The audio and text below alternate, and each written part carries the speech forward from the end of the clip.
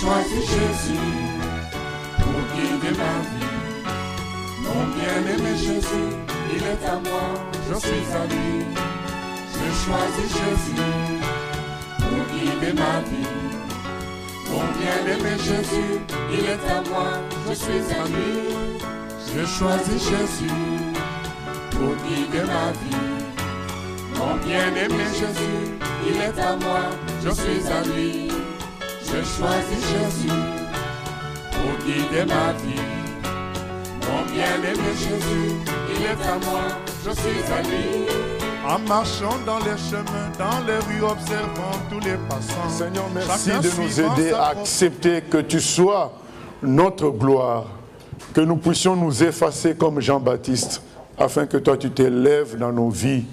À toi la gloire, la louange au siècle des siècles. Amen. Nous lisons dans Jean au chapitre 9.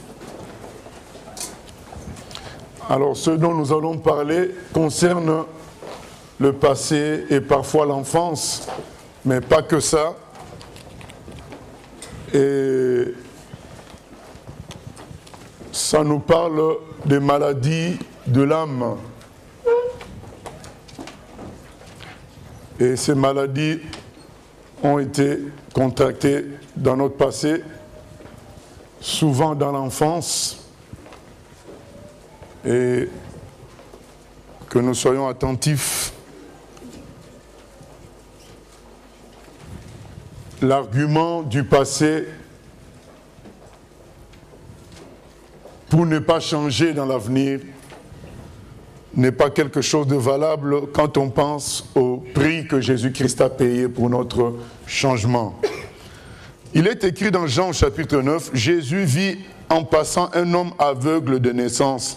Ses disciples lui posèrent cette question, « Maître, qui a péché, cet homme ou ses parents, pour qu'il soit né aveugle ?» Jésus répondit, ce n'est pas que lui ou ses parents aient péché, mais c'est afin que les œuvres de Dieu soient manifestées en lui. Il faut que je fasse, tandis qu'il est jour, les œuvres de celui qui m'a envoyé. La nuit vient où personne ne peut travailler. Pendant que je suis dans le monde, je suis la lumière du monde. Après avoir dit cela, il cracha à terre et fit de la boue avec sa salive. Puis il appliqua cette boue sur les yeux de l'aveugle et lui dit, « Va et lave-toi au réservoir de Siloé », nom qui signifie « envoyé ». Il y alla, se lava et s'en retourna, voyant clair. Voilà.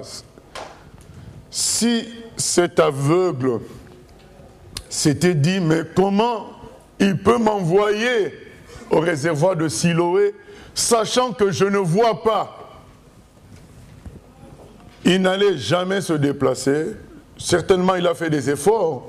Il a dû être aidé. Mais il a fait un effort. Il s'est dit, même aveugle, je peux y aller parce que je veux du changement. Souvent, on utilise le passé comme argument pour ne pas bouger et ne pas changer. Cet aveugle nous montre que son passé ne l'a pas freiné. Quoique aveugle, il s'est dit, il y a une opportunité que j'ai à saisir pour changer. C'est celle que Jésus-Christ me donne. Et aujourd'hui, le Seigneur te donne une opportunité pour changer, pour passer d'une étape à l'autre. Et la prédication nous concerne tous. Elle ne concerne pas certains, plus que d'autres, mais nous tous. Parce que il est écrit dans 3 Jean au chapitre 2, 3 Jean, plutôt verset 2, 3 Jean 2, je souhaite que tu prospères à tous égards et sois en bonne santé comme prospère l'état de notre âme, de ton âme. 3 Jean 2. Je souhaite que tu prospères à tous égards et sois en bonne santé comme prospère l'état de ton âme. Voilà le souhait. C'est que Dieu veut qu'on prospère à tous égards. Mais les maladies de l'âme, vous savez, il s'est dit, comme prospère l'état de ton âme. Donc, c'est-à-dire que notre prospérité générale dépend de la prospérité de l'âme. Lorsque l'âme prospère, le reste va aller aussi. Et les maladies de l'âme sont un frein pour la prospérité générale. Les maladies de l'âme vont bloquer même la foi. Les maladies de l'âme vont créer des problèmes qui vont nous empêcher de construire avec Dieu d'une manière solide et produire du fruit. On va tourner en rond lorsque on ne laisse pas Dieu nous soigner des maladies de l'âme. Et dans le psaume 103, c'est dit, « Mon âme bénit le Seigneur, c'est lui qui te guérit de toutes tes maladies. Mon âme bénit le Seigneur et n'oublie aucun de ses bienfaits, car c'est lui qui te guérit de toutes tes maladies. » Il y a les maladies de l'âme, il y a les maladies physiques, mais il y a aussi les maladies de l'âme. Et elles ont toutes la même conséquence, c'est qu'elles détruisent la vie. Elles détruisent la vie. Parfois, on va voir quelqu'un tourner en rond, quelqu'un se suicider, parce qu'il n'a pas laissé Dieu guérir ses maladies de l'âme. Enfin, on va voir quelqu'un avoir du mal à gérer son foyer, à gérer son appel.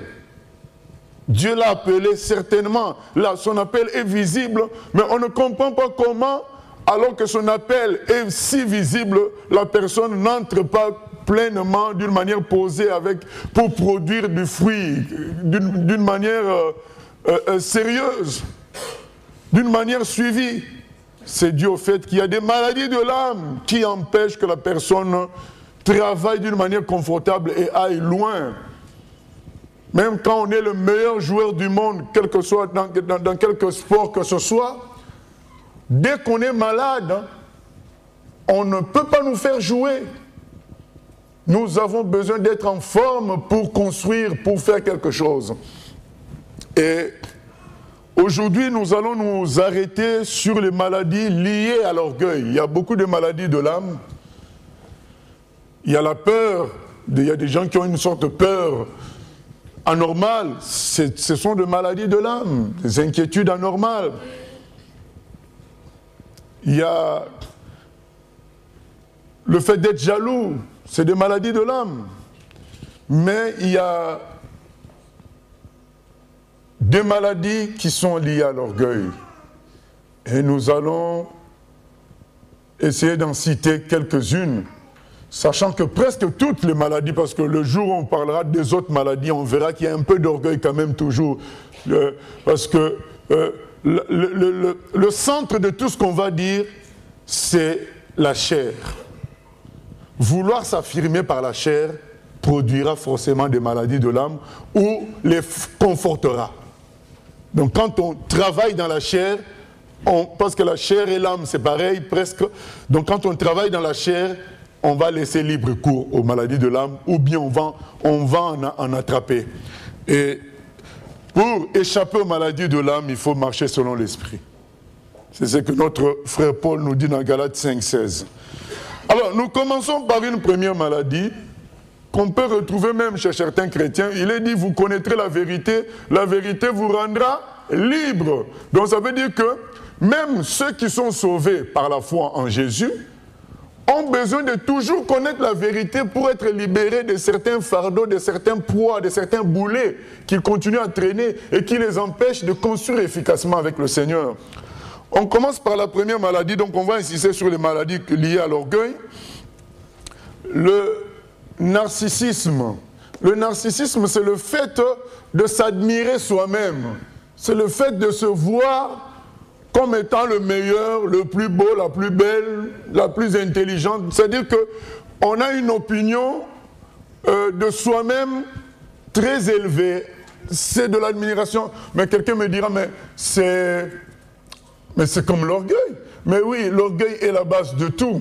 Mais le narcissisme, c'est particulier. C'est quelqu'un qui s'estime beau, fort, donc il s'estime avoir toutes les bonnes qualités. Et c'est ça ce qui fait que dans sa tête, il n'a même pas le temps de réfléchir sur ses défauts. Parce que tout le monde a, par la chair, une dose d'orgueil. Mais ça ne nous empêche pas de nous repentir, ça ne nous empêche pas de voir nos défauts. Même si on peut manifester un certain orgueil, ça ne nous empêche pas de voir nos problèmes, nos défauts. Ça ne nous empêche pas de voir nos incapacités, nos tares. Mais le narcisse, celui qui est dans le problème narcissique, ne voit pas. Donc lui, il est beau, il est fort. Je vais vous donner un petit exemple. Certaines personnes qui sont narcissiques, par exemple, ne pensent qu'elles ne sentent pas mauvais quand elles sont sales. Donc, vous allez dire, mais on ne comprend pas. La personne ne s'est pas vue en sortant de chez elle. Mais non, la personne dans sa tête, elle est comme... C'est le plus beau, c'est le plus... Il n'y a pas de défaut. Donc, alors que on cherche à analyser, mais comment se fait-il que la personne ne s'est pas rendue compte? Il y a un problème, il y a un problème de narcissisme. C'est-à-dire la personne s'admire elle-même. Et du moment qu'elle s'admire, elle ne pense même pas qu'elle puisse avoir un défaut. Donc pendant que ce que tout le monde voit est clair, lui, on a eu des cas comme ça, on a eu des amis comme ça, qui, bon, à un certain âge, nous on lui dit qu'il sent mauvais, il dit que non, moi je sens bon. Voilà. Donc on dit, mais qu'est-ce qui se passe? Il est devenu fou. Non, il n'est pas devenu fou. C'est une maladie de l'âme. C'est l'effet de se croire, c'est inconscient parfois. Et comme on a dit, la plupart de ces choses sont liées au passé. Vous savez que pour nos mamans, nous sommes les meilleurs. Tous les enfants, pour nos mamans, nous sommes les meilleurs. Et quelqu'un qui n'a pas très bien achevé son enfance, garde toujours un fonctionnement lié à sa maman. Même 40 ans, 50 ans, il a toujours un fonctionnement lié à sa maman. Et il se trouve toujours comme sa maman le trouvait. Vous savez, devenir adulte, c'est quoi? C'est pouvoir vivre sans sa maman. C'est ça, devenir adulte. Il suffit de regarder les documentaires animaliers. Vous allez vous rendre compte qu'un animal est adulte au moment où il peut vivre sans sa mère. C'est comme ça que ça se passe. Donc quelqu'un qui vit toujours sous le régime de sa mère, consciemment ou inconsciemment, n'a pas encore fini son enfance. Et souvent, les narcissiques n'ont pas fini leur enfance. Ils marchent toujours selon le régime de leur maman qui les trouvait toujours bien. Non. Même quand vous êtes brigand, votre mère va toujours vous aimer et vous trouver bien. Et elle ne va pas comprendre qu'on vous critique. Voilà. C'est pas toutes les mères qui sont comme ça, mais en général, elles sont comme ça. Donc elles trouvent leur enfant toujours bien. Voilà, c'est ça. Et certains enfants, à cause de ça, gardent une image même adultes, une image infaillible. Or, nous ne sommes pas infaillibles. Vous savez, une mère est capable de mettre sa bouche dans le nez de son enfant pour nettoyer. Voilà à quel point une mère est attachée à son enfant. Voilà, elle peut faire ça. Et pour un tel enfant, son nez est propre puisque quelqu'un met sa bouche dedans. Ah, donc, et il risque de grandir comme ça. Vous voyez un homme qui a 45 ans, 50 ans, mais qui ne se rend pas compte qu'il est sale. Parce que son enfance n'est pas achevée, il y a le narcissisme qui est toujours là. Il se considère comme beau, le plus fort, le plus intelligent. Voilà. Et ça peut gêner la croissance d'une telle personne. Parce que comment tu peux te repentir si tu ne vois pas tes défauts? Donc ta croissance spirituelle sera bloquée. Parce que tu te considères comme le plus fort, le plus beau, comme te voyait ta maman. Et parfois, il peut y avoir un environnement aussi qui nous a favorisés, où on était le premier de classe, tout le monde nous élevait, où on était le plus fort dans un sport, voilà. Et on produit un certain narcissisme, c'est très très dangereux. Donc nous devons être comment dire, vigilant là-dessus. Vous savez comment? Mais quelqu'un me dira, mais comment je vais le savoir alors? Mais quand tu te rends compte que beaucoup de personnes te reprochent quelque chose, que toi tu ne vois pas, attention, peut-être il y a du narcissisme. Voilà. Donc, plusieurs personnes te l'ont dit, mais toi, à chaque fois, tu es l'innocent. Tu ne vois rien. Donc, dis-toi, qu'est-ce qui t'empêche de voir? Est-ce que ce n'est pas du narcissisme? Voilà. Tu t'es mis quelque part sur un piédestal. C'est pourquoi tu ne vois pas de défaut. Et souvent, bon, c'est toujours les autres qui nous comprennent mal. C'est ça le problème. Et pour les mamans, c'est toujours les autres qui en veulent à leurs enfants. C'est toujours comme ça. Et le narcissique va avoir à peu près ce comportement-là, de se dire que c'est les autres qui le voient mal. Lui, il est bien, il est correct, mais c'est les autres qui le voient mal. Donc, et ça, c'est beaucoup de gens, ça les amène à des graves erreurs. Donc, ce sera toujours la société qui a tort.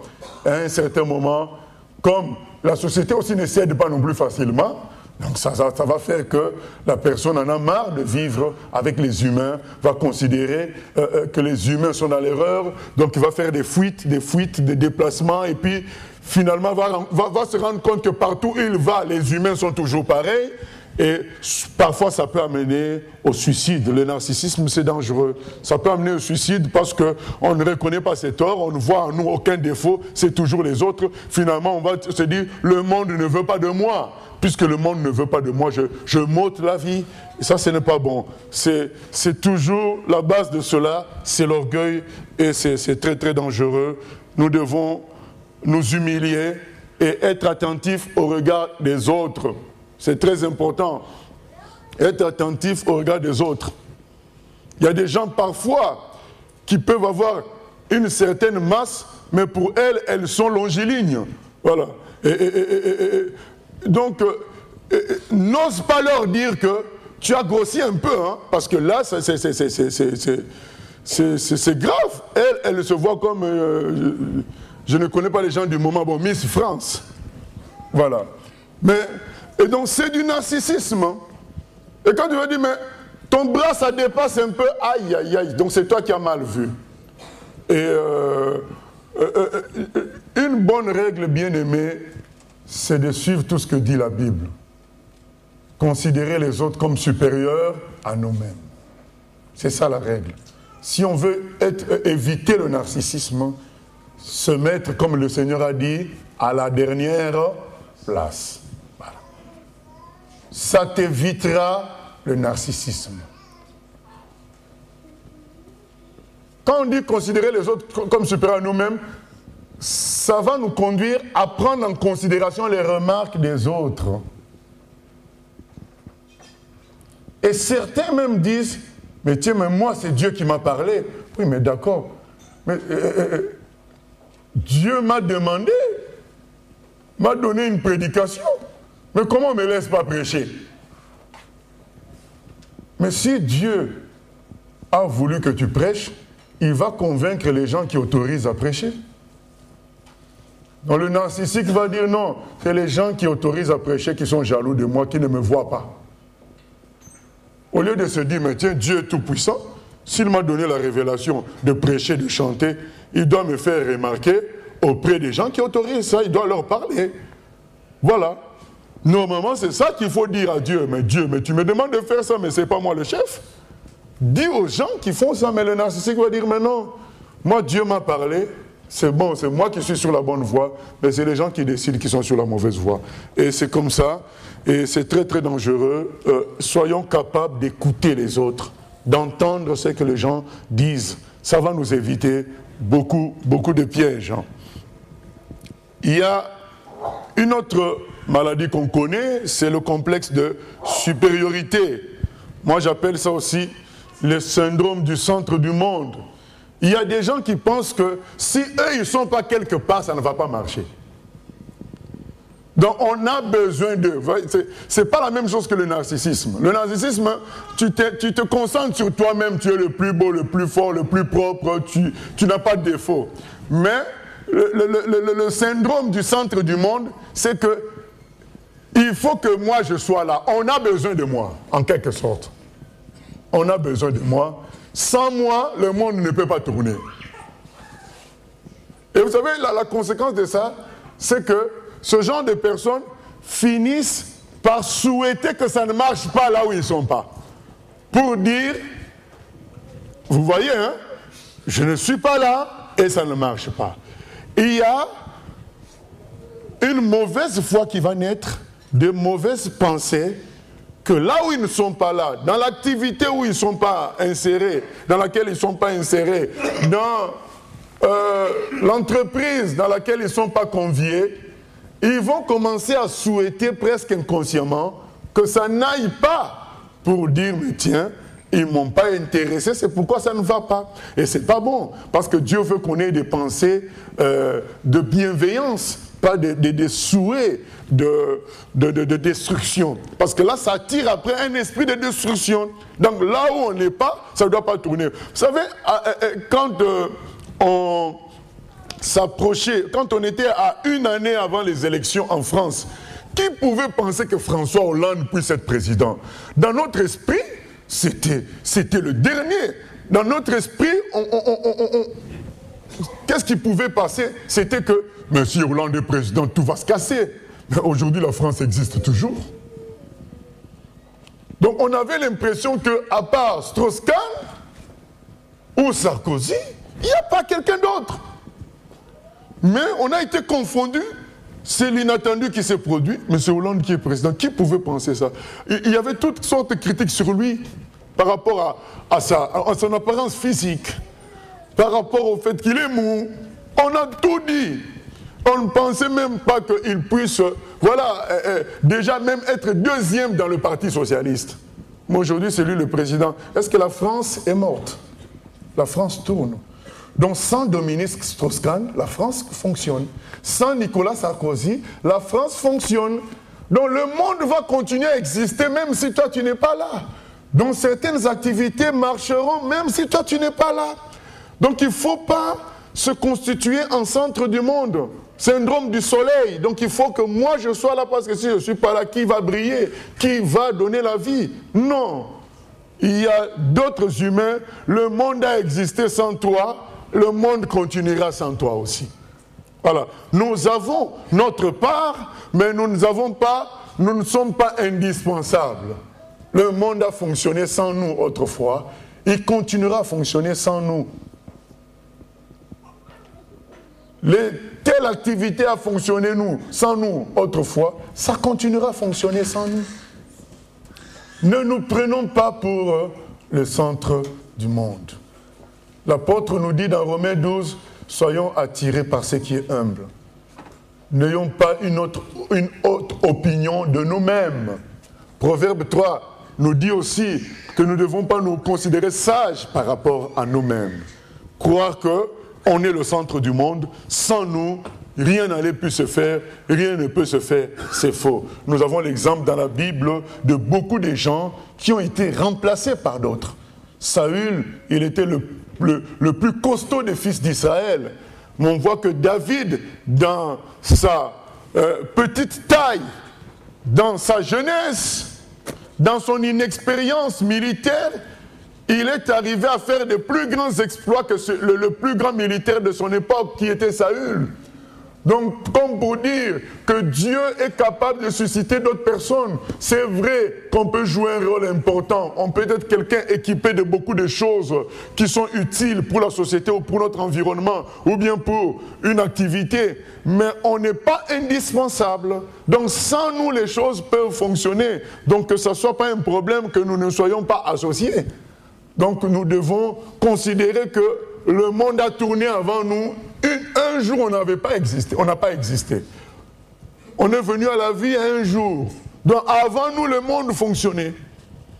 Donc, considérons les choses ainsi. Considérons surtout, nous, chrétiens, que Dieu est au contrôle de tout. C'est tout. Dieu est au contrôle. Donc, nous ne devons pas nous imaginer que sans nous, les choses ne vont pas aller. Non, on doit se dire, Dieu s'occupera. Vous savez, Paul, c'était un personnage très très important. Jusqu'aujourd'hui, Paul est très important par ses écrits dans les églises. Paul est très très important. Mais Paul, quand il s'en allait, il quittait l'église d'Éphèse dans Actes des Apôtres au chapitre 20, il a dit, je vous recommande au Saint-Esprit à la parole de Dieu.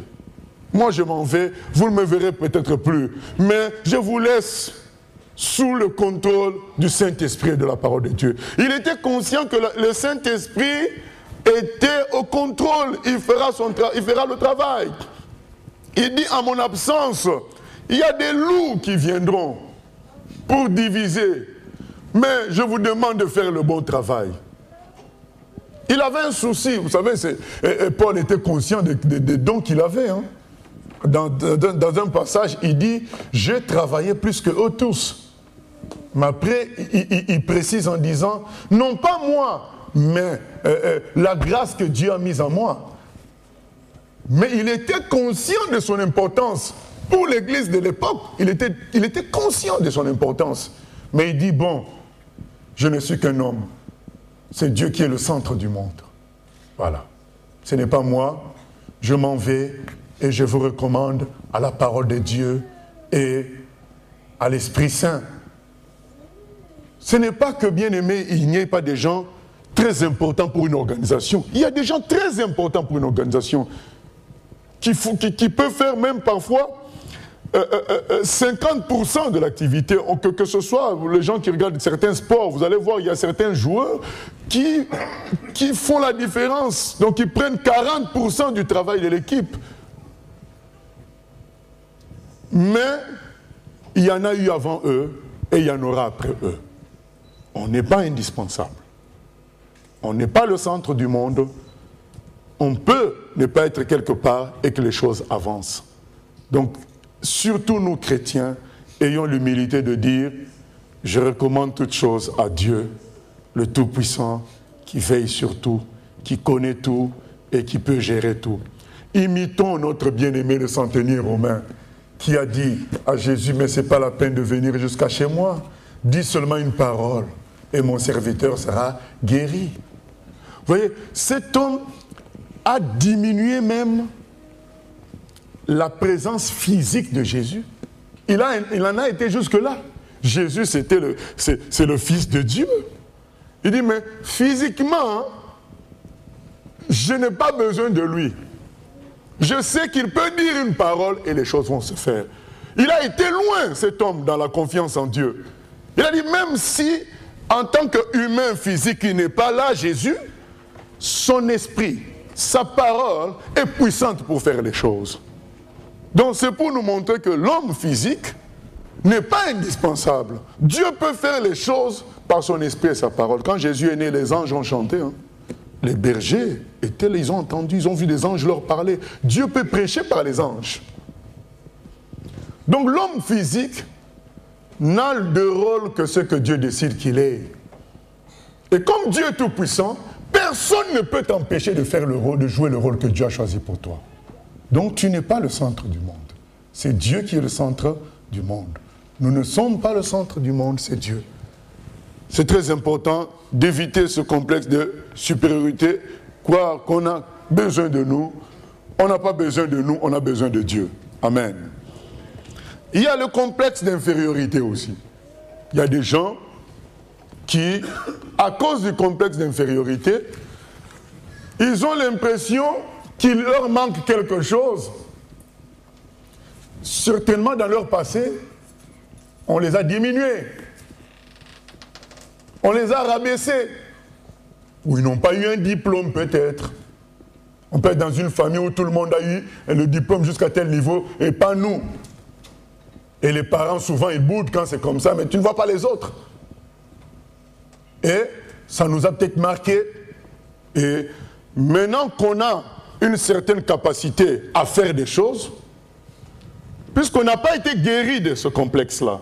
C'est pourquoi on a commencé par le chant « Tu es ma gloire ». David dit « Oh Seigneur, tu es ma gloire ». Tant que quelqu'un n'a pas compris que c'est Jésus qui est notre gloire, il va vouloir agir par la chair pour faire du rattrapage. Mon passé n'a pas été ce qu'il fallait et on veut, puisque adulte, on peut faire des choses. Parce qu'enfant, on ne pouvait pas toujours, on n'avait pas la liberté, on n'avait pas toujours les capacités, mais adulte, on peut faire des choses. Et on veut rattraper ce qui n'a pas marché autrefois, mais par la chair. Or, Jésus a déjà rattrapé tout à la croix. La Bible dit, du fumier, il relève l'indigent. Dieu nous a rattrapés à la croix. Mais il y en a qui ne sont pas contents de ça. Ils veulent se rattraper par la chair. Mon passé, on s'est moqué de moi, ou bien je manque quelque chose, ou bien je n'ai pas la taille qu'il faut, je n'ai pas la couleur qu'il faut. On cherche maintenant qu'on a les capacités de changer les choses à se rattraper. Or, en réalité, c'est un complexe d'infériorité. Et parfois, on va forcer les enfants à faire des choses pour qu'ils rattrapent ce que nous, on n'a pas fait. Bien aimé, je suis d'accord sur le fait que notre passé parfois a été difficile et qu'on veut que nos enfants ne vivent pas la même chose et aillent le plus loin possible. C'est un très bon sentiment. Il n'y a pas de problème là-dessus. Le problème vient quand ça devient presque du remplacement. On veut qu'ils nous... C'est une sorte de remplacement. C'est que moi, je n'ai pas fait, moi personnellement. On ne se dit pas, tiens, nous, on n'a pas eu telle opportunité, maintenant, eux, ils en ont, qu'ils aillent plus loin que nous. Non. Là, on se dit, c'est comme si on se réalisait à travers l'enfant. Ça, c'est pas bon. Et on va commencer à forcer l'enfant parce qu'on veut se réaliser à travers lui. Ce n'est pas son bien qu'on veut, c'est se réaliser, rattraper notre passé par son succès à lui. Non.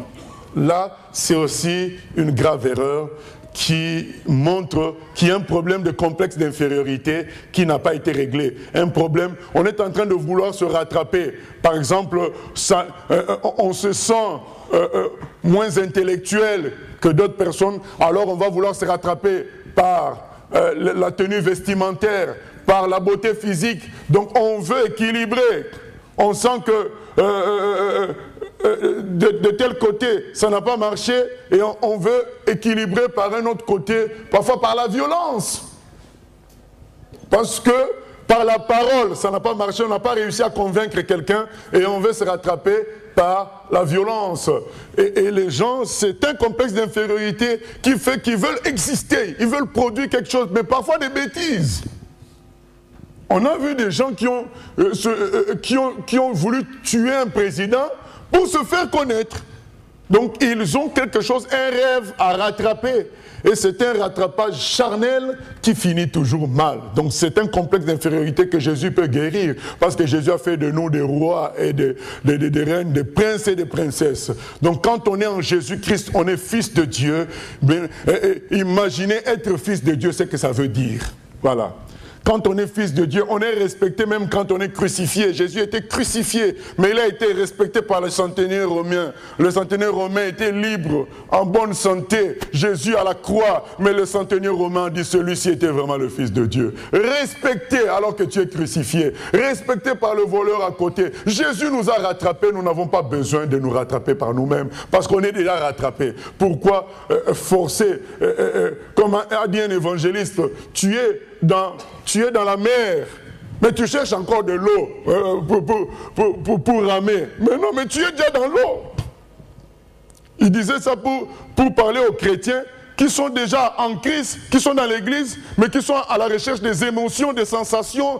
Mais alors qu'ils ils sont déjà dans l'esprit, ils sont déjà en Christ, ils sont déjà dans la chose. Au lieu de laisser tout simplement la chose s'exprimer parce qu'on est déjà dedans, on est déjà rattrapé par le Seigneur. On n'a pas besoin de se rattraper par la beauté physique. Il y en a qui veulent se rattraper par la beauté physique, qui veulent se rattraper par l'apparence, par l'activisme. Ils veulent se rattraper. Non, Jésus déjà nous a rattrapés. Maintenant, tout ce qu'il nous demande d'exprimer, c'est que l'Esprit mettra dans notre cœur. Notre valeur ne vient pas de ce que nous faisons, mais de ce que nous sommes. Nous sommes des enfants de Dieu. Voilà. Ce n'est pas le faire qui va faire de toi quelqu'un d'exceptionnel, c'est ta foi en Dieu. Et maintenant, si tu as vraiment foi en Dieu, l'Esprit se servira de toi pour faire des exploits. Mais tu donneras gloire à Dieu, comme Paul a dit, ce n'est pas moi, même si il a dit, j'ai travaillé plus que eux tous. Il a dit, ce n'est pas moi, mais la grâce de Dieu dans ma vie, qui a travaillé ainsi. Voilà, il a donné gloire à Dieu, parce qu'il savait que ça venait de Dieu. Dieu l'avait déjà rattrapé. Lui qui était ennemi de l'Église, le Seigneur l'avait sauvé. Nous n'avons pas besoin que notre apparence nous rattrape. Dieu nous a déjà rattrapés. Que Jésus soit notre sauveur, c'est le plus beau cadeau de notre vie. C'est ça qui nous élève. Il est écrit aussi que celui qui se glorifie dans le Seigneur. Voilà. Qui se glorifie d'avoir Jésus comme Seigneur. C'est ça notre gloire. Amen. Je n'ai jamais... On entend des gens se glorifier de Marseille ou de Paris Saint-Germain. Est-ce qu'ils jouent là-bas? Ils ne jouent pas dans Paris Saint-Germain, ils ne jouent pas dans Marseille. Mais ils s'en glorifient. Donc nous, même si nous paraissons les derniers dans la prière, les derniers dans la connaissance de la parole, mais que Jésus soit ton sauveur, tu es dans l'équipe gagnante. Qu'est-ce que tu veux? Tu veux être donc, c'est toi qui veux être le meilleur. Dans ce cas, prends la place du Fils de Dieu à la croix. Non, tu ne pourras pas prendre sa place, tu n'as pas cette force-là. Le meilleur d'entre nous, c'est Jésus. Mais l'avantage, c'est quoi? C'est que Jésus nous a pris avec lui. Et nous sommes meilleurs avec lui. Contentons-nous de cela. Un autre problème, c'est le syndrome du chouchou. Donc, l'enfant gâté. Bien-aimé, il y a des gens, partout où ils sont, ils veulent être les chouchous des responsables, donc les chouchous des gens qui sont élevés. On a même fait un livre sur un politicien de la France, le chouchou. Donc on a remarqué que partout ce politicien est, il devenait le chouchou du responsable. Et il a fini par devenir le chouchou de Sarkozy à l'époque. Et aujourd'hui, il est prêt à affronter Sarkozy dans les élections présidentielles.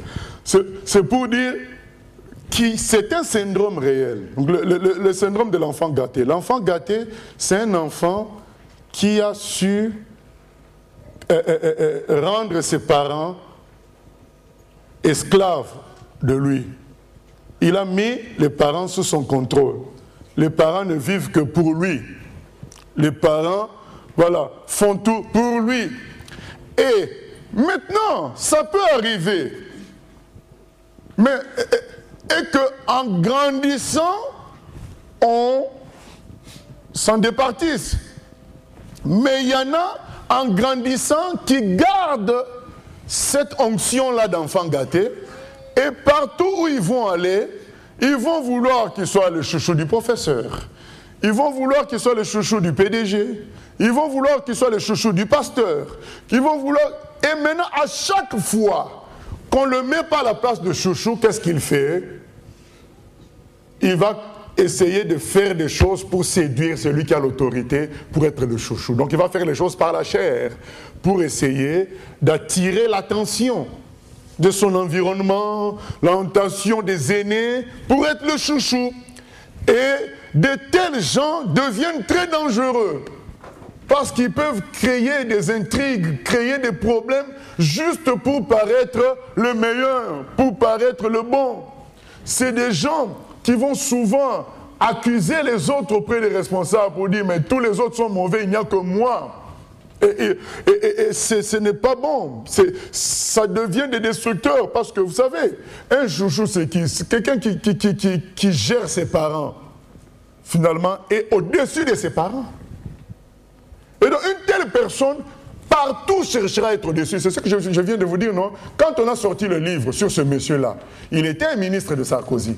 Mais aujourd'hui, à part Fillon, les autres ont accepté que si Sarkozy se présentait, eux, ils se retiraient. Mais lui, il dit, non, lui, il ne se retire pas. Tous les chouchous finissent toujours par vouloir prendre la place de celui qui voulait attirer, donc du parent. C'est toujours comme ça. Les enfants gâtés, ils finissent par prendre l'autorité des parents. C'est pourquoi nous devons veiller à la façon dont nous éduquons les enfants. Un enfant, même à 4 ans, peut prendre l'autorité des parents. C'est une possibilité. Donc nous devons laisser l'enfant à sa place d'enfant. Nous ne devons pas traiter les enfants comme si c'était devenu des seigneurs. C'est des enfants. Il est écrit dans Proverbe 22:6, instruis l'enfant selon la voie qu'il doit suivre. Mais pas, on n'a pas dit de faire de son enfant son chouchou. Imaginez que Dieu ait fait de Jésus un chouchou à la manière charnelle comme on est en train d'expliquer là. Est-ce qu'il allait accepter qu'il soit crucifié pour nous? Il n'allait pas accepter. À chaque fois qu'un de mes enfants se blesse, je pense toujours à Dieu et Jésus. Je dis, oh, moi j'ai mal comme ça. Mais comment lui il a pu supporter que son enfant soit crucifié pour nous? À chaque fois je suis terrassé. Quand je pense, quand un de mes enfants est malade ou blessé, cette douleur-là me fait penser toujours au Seigneur pour dire, mais comment le Père a pu laisser son Fils? Et ça m'amène, bien aimé, à servir Dieu à 100%. Je suis reconnaissant. Je suis reconnaissant. Sa colère s'est répandue sur son Fils parce que son Fils avait fait le choix de prendre notre parti, de prendre nos péchés sur lui. Et lorsqu'on traite un enfant comme un enfant gâté, on tue cet enfant-là. Partout il va aller, il va vouloir être le chouchou et il va détruire, il va faire des complots et à la fin il va vouloir toujours être à la tête, il va vouloir contrôler. Parce que quand un enfant gâté, il est gâté, il faut savoir qu'il ne donne pas que des ordres, mais il fait des séductions, il fait des manipulations pour recevoir toujours les oui quand il demande quelque chose. Donc avant, donc ça va devenir un grand artiste de la manipulation, mais c'est satanique ça. Et donc il sait comment manipuler pour que lorsqu'il va demander quelque chose, on lui dise oui. C'est pourquoi, bien aimé, Dieu a permis que nous soyons hommes et femmes, parce que nous ne sommes pas pareils. Les femmes ont tendance à rendre les enfants gâtés, et l'homme est là pour redresser, pour dire non. Je ne veux pas que mon enfant pourrisse. Voilà. Un jour, il aura 40 ans, un jour, il aura 30 ans. Il y a aussi des hommes qui se sont fait avoir, mais c'est beaucoup plus difficile. Parce que l'enfant, c'est comme une production de la femme. C'est comme si c'est son corps qui est sorti d'elle-même. Donc, et quand elle voit l'enfant, elle a l'impression que c'est elle-même, c'est sa production. Et l'homme n'a pas toujours cette sensation-là. Et donc l'homme a plus le côté autorité pour donner la bonne direction, même s'il faut qu'il souffre un peu en voyant l'enfant souffrir, vaut mieux ça parce qu'il se dit, mon enfant doit être un homme. D'abord, la femme va être la première à dire, bon, on inscrit le garçon dans telle activité, 3 mois après, ah mais il est fatigué, il peut se reposer. Nous les hommes, on dit, non, non, non, non, c'est un garçon. Allez, va bosser comme tout le monde. C'est ça. Mais pour inscrire, c'est la femme qui a fait vite. Mais après, ah mon fils est fatigué. Ah mais non. Non, on dit, mon fils va être un responsable plus tard, il doit affronter les difficultés. Allez, tu vas bosser. C'est comme ça. Et c'est très important, bien aimé, maintenant quand l'homme ne joue pas son rôle, les enfants sont détruits. Et ça devient des enfants gâtés. Et c'est des enfants qui vont être nocifs dans la société. Parce que partout, ils vont chercher à manipuler. Et quand ils vont se marier, ils vont chercher à manipuler le conjoint ou la conjointe. Pour qu'ils soient toujours considérés comme des chouchous à qui on ne dit pas non. Et c'est vraiment satanique. Je crois que Satan est devenu ce qu'il est devenu parce qu'il n'a pas voulu qu'on lui dise non. Il était glorieux, Dieu l'a créé glorieux.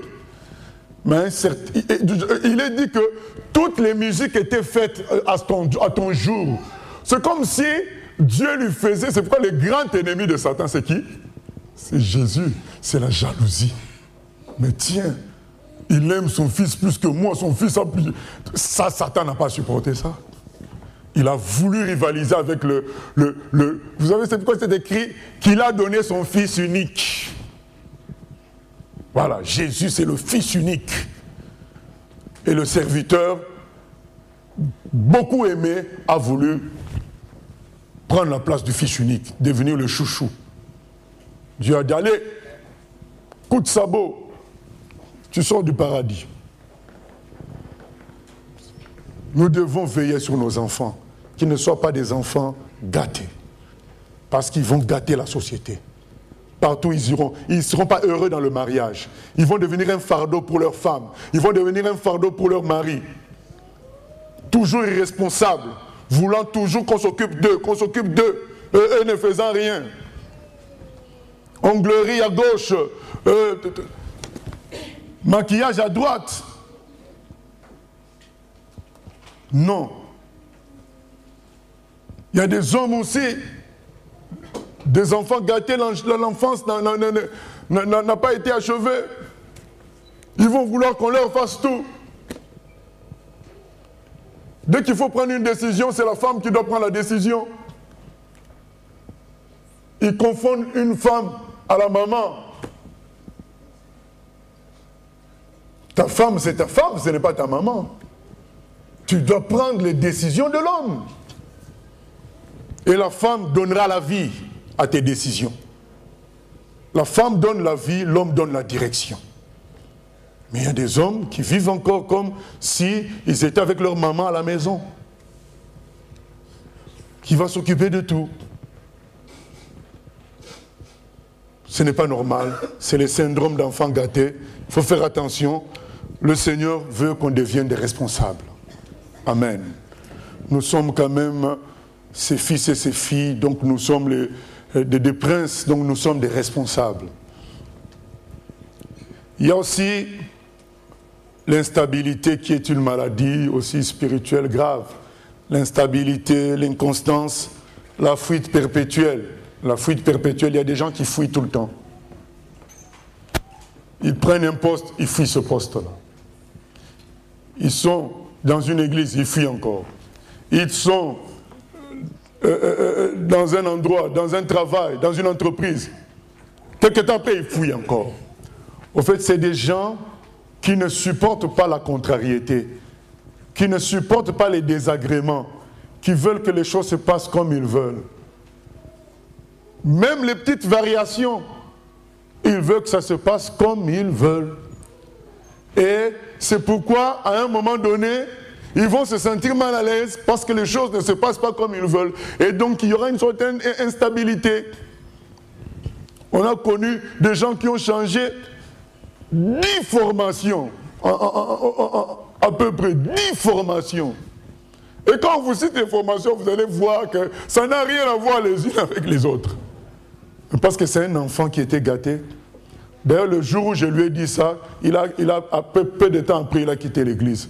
Moi, je lui ai dit, moi, je ne suis pas un faux pasteur. Je suis un vrai pasteur. Donc, je ne peux pas te mentir. Si j'étais un faux pasteur, je te mentirais. Je suis un vrai. Je te dis que tes parents t'ont gâté, mais moi, je ne te gâterai pas. Voilà. Quelque temps après, c'est la fuite, la poudre d'escampette. Voilà.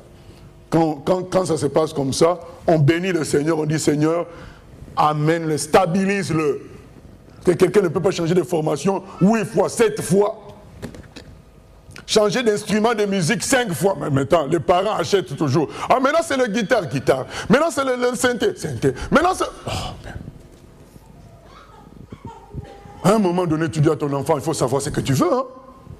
Tu nous as fait acheter le synthé, le violon, la trompette, le piano. Mais un jour, tu vas demander un télescope. Non, mais non. Non. Donc à un moment, on dit stop.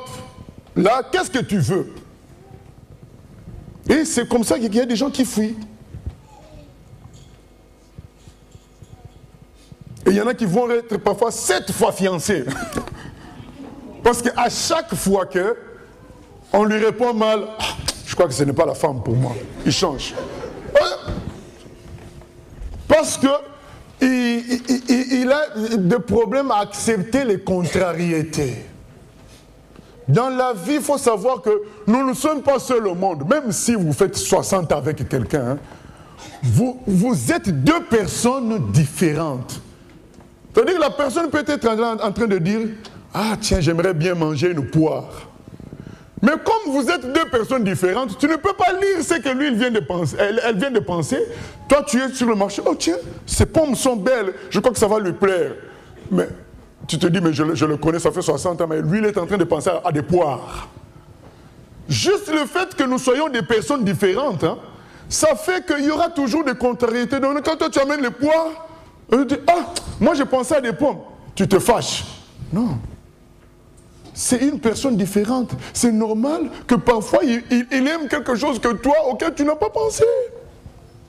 Même si ça fait 60 ans que vous êtes ensemble. On est différents, on est des êtres distincts. Juste ça suffit pour comprendre qu'il y aura des contrariétés. Il y aura un moment où moi, tu auras envie de courir, l'autre a envie de regarder la télé. Donc, il y aura des contrariétés. Et dans la vie, il faut savoir se donner des raisons, dire bon, c'est pas grave. J'avale la pilule pour qu'on construise. Mais quand on veut toujours avoir raison, on veut toujours vivre ce que nous on veut, on finit par devenir instable. Parce que là où on est, à un moment donné, ça ne va pas faire comme nous on veut exactement. Mais parfois, il faut accepter, bon, on avait demandé à un monsieur, mais comment vous avez fait pour faire 50 ans de mariage? Il a dit, bon, tout ce qu'elle prépare, je dis que c'est bon. Voilà. Donc, il a compris la stratégie. Donc, on ne peut pas être identique. Bon, la stratégie, c'est de ne pas discuter. Pour la nourriture, vous savez, la nourriture, c'est quoi? Tu peux sortir, en tant qu'adulte, nous avons tous un certain salaire. On a toujours un peu, même 5 € dans la poche. Si ça ne te plaît pas, tu peux te sortir même, à un moment donné, faire un tour, tu manges quelque chose dans le marché, plus tu sors rapidement. Mais, ou bien dans un McDo, tu sors rapidement. Mais pourquoi il faut discuter? Mais il manque du sel. Mais la femme va dire, regarde-moi cet enfant-là. Voilà. C'est ça. Tu veux discuter pour tout et pour rien. Fais un tour, tu dis, bon, je vais voir visiter Ézéchiel, tu passes par le quick qui est à côté. C'est tout. Et après, dans la maison, l'atmosphère est bien, il est tranquille. Ah, mais oui, mais c'était bon. Quelqu'un va dire, ah, mais pasteur, ça c'est le mensonge. Non, mais c'est bon en esprit, c'est tout. Bon. Parce qu'elle a fait un effort pour préparer, donc c'est bon en esprit. Voilà. Non, il faut éviter les discussions inutiles. On est différents dans la vie. Donc vouloir à ce que tout se passe comme nous on pense, ce n'est pas possible parce qu'on est différents, on est distincts. L'essentiel c'est que ça aille dans la même direction, ça construise. C'est ça l'essentiel. Donc c'est ça qui va nous stabiliser. Et il faut savoir ce qu'on veut. Tu te dis, bon voilà, mon objectif c'est ça. Et beaucoup de gens ne savent pas ce qu'ils veulent. C'est de l'instabilité. C'est lié au fait qu'ils veulent que... C'est comme si ils veulent que ça se passe exactement comme ils veulent, au moment où ils veulent. Vous savez, il y a des gens même qui disent, ah mais Dieu m'a demandé de faire telle chose. 3 mois après, ça ne va pas. Au lieu de se repentir, de dire, ce n'était pas Dieu qui m'avait demandé, je me suis trompé, ils ne se repentent pas, ils s'engagent encore sur autre chose. Mais non. Normalement, tu devrais te repentir parce que tu avais dit que c'était Dieu. Avant d'aller vers autre chose, il faut dire, mais tiens, je m'étais trompé, ce n'était pas la voix de Dieu. Ou encore dire, c'est Dieu qui change. Mais ils ne disent plus rien, on les retrouve dans autre chose. Mais il avait dit que c'était Dieu. C'est l'instabilité, c'est une maladie spirituelle. Dans Psaume 92, le Seigneur dit qu'il nous plante. Il nous plante quelque part. Le Seigneur, il nous dit dans Ésaïe 61 qu'il a fait de nous un jardin. Il a fait de nous des térébinthes. Les térébinthes, c'est des gros arbres solides, bien plantés. Donc un chrétien, on le reconnaît aussi par la stabilité dans son fonctionnement. Et c'est cette stabilité qui permet une croissance normale. Vous savez, une plante qu'on déracine, qu'on replante, qu'on déracine, qu'on replante, ne peut pas produire quelque chose de solide, qui dure de fruits, non. Ça restera une jeune plante un peu déstabilisée. Donc on reconnaît aussi le vrai chrétien par sa stabilité dans un projet. Il persévère. Dans un projet, il persévère. Parce qu'il a dit Dieu. c'est lui qui m'a placé dans ce projet-là, donc je vais persévérer jusqu'à ce que je vois. Maintenant, 2 ans de persévérance et on ne voit rien, on se dit, ah mais je change. Mais non, là c'est l'instabilité. Nous devons laisser le Seigneur nous planter et nous guérir. Donc disons au Seigneur, qu'est-ce que tu veux? S'il nous dit, je veux ça, soyons fidèles à ça, jusqu'à ce que lui-même, il nous dise, j'ai changé. Mais il faut que ça soit clair. Vous savez, on a des exemples dans la Bible. Elimelech a fui Bethléem, puisqu'il y avait la famine. Qu'est-ce qui s'est... Vous connaissez la suite, non? En allant dans le pays de Moab, ben, ses 2 fils sont morts, lui-même est mort. Et Naomi, Ruth, sont retournés à Bethléem. Il y a des gens qui n'acceptent pas les déserts. Dès qu'il y a des déserts, des difficultés, des oppositions, on change. Non, il faut accepter les déserts. La grande question à se poser, qu'est-ce que Dieu a voulu pour moi? Mais il faut rester constant. Si Dieu a voulu telle chose, je reste dans la chose. Même s'il y a des déserts, mais c'est la volonté de Dieu qui l'emporte. Un autre problème, bien aimé, toujours lié à l'orgueil, parce que ce que je viens de dire, c'est toujours lié à l'orgueil parce qu'on veut que les choses se passent pour nous mettre à l'aise. C'est toujours l'orgueil. Il y a l'esprit de contrôle sur soi-même, la retenue. Il y a des gens qui ont une maîtrise de leur vie comme s'ils étaient Dieu pour eux-mêmes. Un esprit de contrôle sur eux-mêmes qui font qu'ils sont mesurés comme les Anglais, comment dire, millimétrés comme les horloges suisses. Tout est géré par leur volonté propre. Ils ne font que ce qu'eux, ils ont décidé de faire. Bien-aimés, or, la vie d'un chrétien, vous savez comment Jésus explique ça? Dans Jean au chapitre 3, c'est le vent souffle. On ne sait ni d'où il vient, ni où il va. Mais on en entend le bruit. Donc, quelque part, un chrétien ne peut pas maîtriser sa vie. Eux, ils vont dire, ils vont demander pardon quand ils ont décidé, même s'ils sentent bien que l'esprit les convainc, tu as la colère. Mais je ne me sens pas encore prêt à demander le pardon. Mais si Jésus revient, ils vont décider de danser quand eux, ils veulent. Même quand l'esprit les pousse à danser. Ils sont là bien, comme on dit les Anglais, flegmatiques. Voilà. Avec une tasse de thé à 16 heures.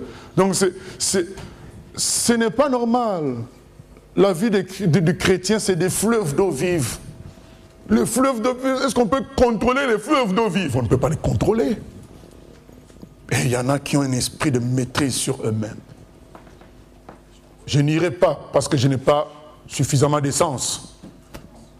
Je n'irai pas à la réunion de prière. Ils décident, ils disent pas, Seigneur, je sais que tu me veux dans la prière, mais là, je n'ai pas d'essence. Non, celui qui décide, je n'irai pas parce que contrôle sur soi-même, c'est l'orgueil.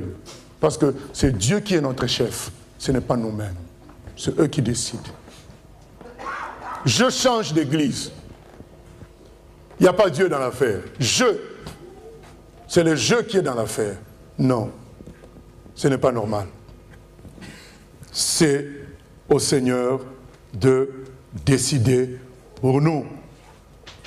La retenue est parfois synonyme de l'esprit de contrôle. On se retient. On ne veut pas être exubérant. On ne veut pas être expansif. C'est parfois l'esprit de contrôle. Nous avons un grand exemple dans la Bible, le roi David qui a dansé pour l'Éternel. Et sa femme a dit, mais tu danses comme n'importe qui. Il dit, mais tu ne sais pas qui m'a fait roi. Je danse pour celui qui m'a fait roi.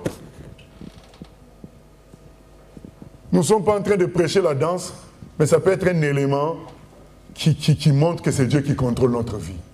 Voilà. Comme David nous l'a montré. Vous savez, si Jésus devait décider lui-même, vous savez, à un moment, il a dit quoi? Seigneur, enlève cette coupe, hein? Mais après, il a dit non, que ta volonté soit faite. Voilà. Le chrétien doit laisser l'Esprit le conduire. Jean 16, 13. L'Esprit Saint vous conduira dans toute la vérité. La nouvelle naissance, c'est ça. C'est comme le vent. Et parfois, la retenue, le contrôle de soi-même, c'est la démonstration que l'orgueil est en train d'agir et qu'on veut mesurer, calculer tous nos mouvements. Et ça, c'est l'orgueil. C'est Dieu qui doit nous conduire. Et parfois, il nous conduira comme nous, on ne veut pas. Un autre problème, c'est l'accusation perpétuelle de soi-même. Il y a des gens qui ne font que s'accuser d'être sale, d'être mauvais, de n'avoir pas la bonne taille, d'être forte, d'être ceci. Et ils passent leur temps à s'accuser d'être méchants, de ne pas être intelligents. On se dit, ah mais tiens, souvent on a pitié de telle personne. Ah, mais quand ces gens-là viennent chez moi, je dis, c'est l'orgueil. Tu veux tellement briller que comme ça n'est pas le cas, tu t'accuses maintenant, comme pour équilibrer. Donc vous êtes deux en toi. Il y a un qui accuse l'autre de ne pas être parfait. Donc, mais celui qui accuse là, il est comment donc? Il est parfait. Puisqu'il accuse. Parce que si celui qui accusait était bien, il n'était pas bien, il n'accuserait pas l'autre d'être imparfait. Donc les gens qui s'accusent comme ça, ils sont deux. Il y a un qui est parfait, qui accuse l'autre d'être imparfait. Tu me fais honte. C'est comme si... comment dire... je cherche un nom qui n'est pas ici parce que sinon on va dire... Tichik. C'est comme si Tichik parlait à Tichik. Ah mais Tichik, tu es encore gros, mais tu me fais honte. Tichik, tu n'as pas pu répondre. On a posé une question sur la Bible, tu n'as pas pu répondre. Mais c'est Tichik qui parle à Tichik. Mais tu me fais honte. Donc le Tichik qui parle là, lui il est parfait. Lui il allait répondre. En fait c'est le Tichik qui parle, c'est le rêve. On aimerait être parfait, le plus beau, le plus intelligent, celui qui connaît toute la Bible, celui qui prie beaucoup. Ah maintenant, ce rêve-là, c'est lui qui commence à parler à l'autre. Mais Tichik, regarde, toutes les femmes arrivent à s'en sortir dans telle chose, mais toi tu arrives, Tichik. Mais c'est Tichik qui parle à Tichik. Donc le Tichik qui parle là, c'est l'orgueilleux, le parfait, et il critique celui qui ne répond pas à ses rêves. Voilà. C'est l'orgueil. Moi, je n'ai pas pitié. Je te dis clairement, c'est l'orgueil. Arrête avec l'orgueil, parce que l'orgueil est fort. Comment moi je vais avoir pitié de lui? On a pitié des faibles. Mais ceux qui sont forts, nous leur disons calmos. Reviens, reprends, comme on dit en français, reprends la raison. J'allais dire autre chose. Reprends la raison. Nous sommes tous imparfaits. Dieu seul est parfait. C'est pourquoi justement nous avons cru en Dieu. Parce que si nous étions parfaits, nous ne croirions pas en Dieu. Il n'y aurait pas besoin de travail sur notre vie. Si nous avons cru en Dieu, parce qu'on s'est senti bas, des gens qui avons échoué, c'est pourquoi nous avons cru en Dieu. Vous savez, moi quand j'ai connu Jésus, j'ai dit, mais vraiment c'est ça qu'il me fallait. Parce que je me suis dit, mais lui, il accepte les nuls. Comme j'étais un grand paresseux, j'ai dit, mais voilà le Dieu qu'il me fallait, parce qu'il accepte même les paresseux. Alors donc, pour moi, acceptons le Dieu qui, lui, ne te juge pas. Il veut au contraire t'élever, te sauver. Acceptons ça. Pourquoi vouloir prouver encore qu'on est fort par nos propres œuvres, par la chair? Et s'accuser, ça donne l'impression qu'on est malheureux. En réalité, c'est l'orgueil. Humilions-nous. Reconnaissons que nul n'est parfait. Dieu seul est parfait. Et allons de gloire en gloire avec lui. Mais le cœur humble. Et finalement, il y a des gens qui aiment contrôler leur environnement. Mais quelqu'un dira, mais où est l'orgueil? Mais c'est l'orgueil parce que Dieu seul contrôle tout. Quand on dort, Dieu seul voit tout. Vous savez, Dieu a dit à un roi, Sankérib, qui était orgueilleux, qui disait, mais je vais détruire Israël. Dieu a dit, mais Sankérib, moi je vois quand tu dors. Je vois quand tu sors. Je vois quand tu reviens. Et souvent, les gens ont besoin de savoir tout ce qui se passe autour d'eux pour se sentir protégés. Donc, c'est un esprit de contrôle. C'est un esprit de... Tu veux prendre la place de Dieu. Tu veux tout savoir. Parfois, il va y avoir deux personnes parler là. Ils vont entendre un mot. Oh, est-ce qu'ils n'ont pas parlé de mon fils? Est-ce qu'ils n'ont pas parlé de moi? Et il va faire parfois un tour un peu pour... Ça, c'est vouloir être Dieu. Dans la vie, il faut savoir ne pas tout contrôler.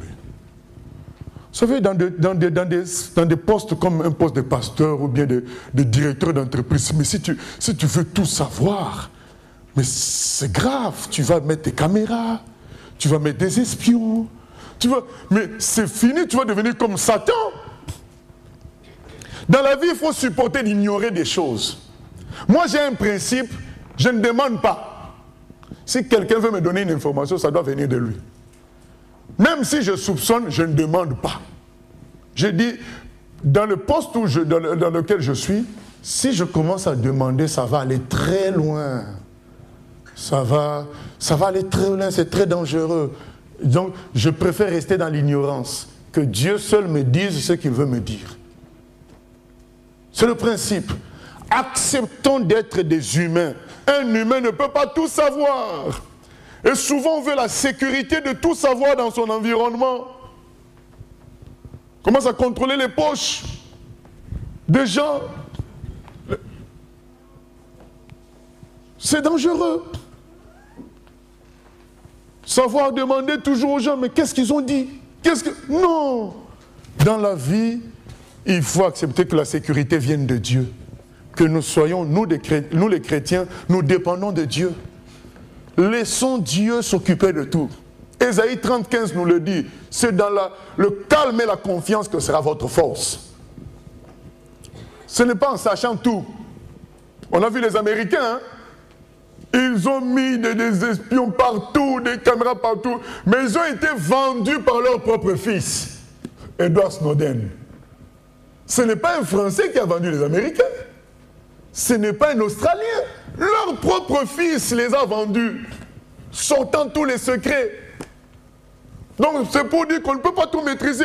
Vous avez vu, non, à la dernière intervention lors de la cérémonie sur Mandela, le monsieur qui traduisait en langage des sourds, c'était un imposteur. Donc il faisait des blagues. Donc, mais vous vous imaginez qui était à côté? Obama. Et après, on nous dit que le monsieur, il est schizophrène. Donc, il peut devenir fou d'un coup. T'attraper au cou, le temps que le garde vienne, tu es déjà mort. Parce qu'avec un stylo, on peut tuer quelqu'un.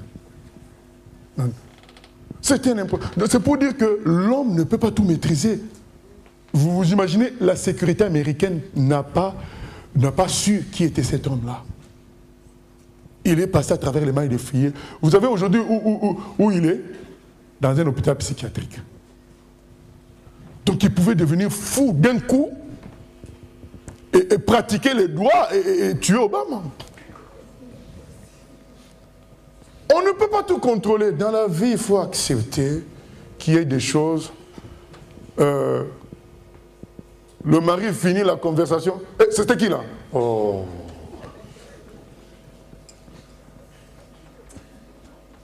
Je ne dis pas qu'on ne peut pas demander, mais que ça devienne systématique. Mais c'était qui? Il a dit quoi? Laisse aussi la personne parler d'elle-même. On ne peut pas tout savoir. Parce qu'on peut aussi te mentir, tu vas faire quoi? Il y a des grands menteurs dans ce monde. Contrôler son environnement. Et on va devenir parfois une belle-mère embêtante. On veut contrôler sa fille, contrôler le foyer de sa fille, contrôler le foyer de son garçon, de son fils. On veut tout savoir. Vous avez mangé quoi aujourd'hui? Oh. Mais l'homme quittera son père et sa mère. Ils t'ont déjà quitté. Tu veux savoir qu'est-ce qu'ils ont mangé là-bas? C'est l'esprit de contrôle. Ce n'est pas bon. Nous devons accepter qu'il y ait des choses qui nous échappent. Mais ça n'échappe pas à Dieu. Et qui s'occupe de nous, c'est Dieu. Qui nous protège, c'est Dieu. Puisque ça n'échappe pas à notre gardien. J'aime le verset, le gardien d'Israël, jamais il ne dort jamais ne sommeille. Ah, c'est beau. Hein? Donc pendant que nous dormons, lui, il est vigilant, éveillé. Il peut même empêcher un moustique de te piquer. Le gardien d'Israël. Ah, du moment que ça n'échappe pas. À un moment, on nous avait volé un ordinateur et certaines choses ici, certains appareils. Et un jour, j'ai dit, mais la personne qui a vu ça a été filmée. Je crois que le vrai voleur avait tremblé s'il était là. Mais qu'est-ce que je voulais dire? Mais Dieu l'a filmé, Dieu a vu. Puisque Dieu a vu le voleur, nous, on est tranquille. On sait que les choses sont sous contrôle. On n'a pas besoin, nous, de savoir. Mais le frère, il vient d'acheter quelque chose. Mais non, on va commencer à soupçonner. Non. On se dit, Dieu a filmé la scène. Tôt ou tard, on verra ça, même le dernier jour. On verra ce film-là. De celui qui a volé l'ordinateur. Voilà. Bien aimé, en conclusion, nous disons ceci. L'enfance, c'est très important. Parce que beaucoup des tares que nous venons de citer viennent de l'enfance. C'est très important que l'enfance soit équilibrée. L'enfance soit gérée selon la parole de Dieu. C'est très important que Proverbe 22:6 s'accomplisse. Instruis l'enfant selon la voie qu'il doit suivre. Beaucoup de choses citées, c'est dû à l'enfance, dû au passé des gens, parfois des enfances délaissées. Et j'espère que j'ai le temps. Il y a un monsieur qui faisait des enquêtes sur les cerveaux de tueurs en série. Un jour, sa mère lui a dit, mais tu devrais faire l'enquête sur ton propre cerveau parce que dans la famille de ton père, il y a des gens qui ont le caractère des gens que tu cherches là. Et effectivement, quand il a scanné son cerveau, ça ressemblait au cerveau de tueur en série. Et il s'est dit, mais pourquoi moi je ne suis pas devenu un tueur en série alors? Il a vu qu'il avait quand même, c'est vrai, certaines pulsions de colère, mais ça n'allait pas jusqu'à faire du mal aux gens. Alors il a cherché, il a regardé ses photos d'enfance, il a dit, je comprends pourquoi je ne suis pas devenu tueur en série, j'ai eu une enfance heureuse. Il voyait dans ses photos d'enfance, il était avec ses parents, c'était la joie, c'était voilà, une famille heureuse, il a eu une enfance heureuse.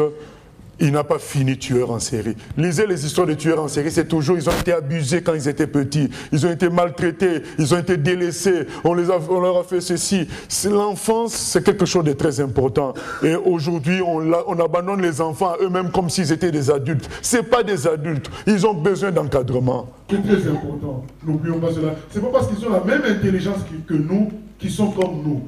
L'intelligence, ce n'est pas la responsabilité, c'est deux choses différentes. On peut être intelligent sans être responsable. J'avais un professeur, quand j'étais en CM2, il nous disait, parmi vous, il y a des gens plus intelligents que moi.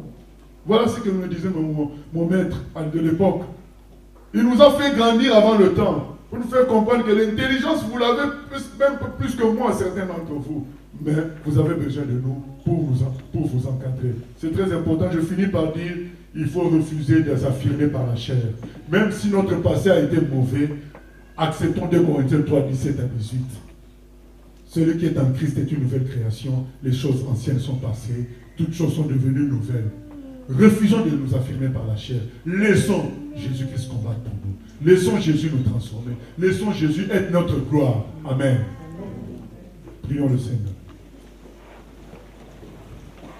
Au nom de Jésus, Père éternel, nous venons prier pour te demander pardon à cause de toutes ces maladies que nous avons laissées prospérer en nous, travailler en nous, sans nous en rendre compte, Seigneur. Ces maladies qui nous empêchent de progresser dans ton plan, ces maladies qui nous empêchent d'accomplir les projets que tu as formés pour nous. Seigneur, aide-nous à accepter d'être petits, mais d'être grands en esprit en toi, Seigneur. Mais que par nous-mêmes, nous reconnaissions que l'homme est faible, Seigneur, mais c'est toi qui es Dieu. Au nom de Jésus-Christ, aide-nous, ô Éternel, à accepter, Seigneur, notre place et que toi tu sois glorifié. Au nom de Jésus, nous venons prier, Père éternel, que tu nous aides à accepter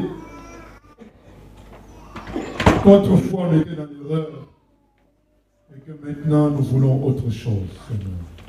Nous voulons naître de nouveau. Ou alors vivre la nouvelle naissance. Nous savons que ça finira mal, les maladies spirituelles. Comme les maladies physiques, ça conduit à la mort, les maladies spirituelles aussi conduisent à la mort. Nous refusons cela. Nous avons trop d'exemples de gens qui ont gâché leur vie. Hier, nous avons vu le film de Whitney Houston.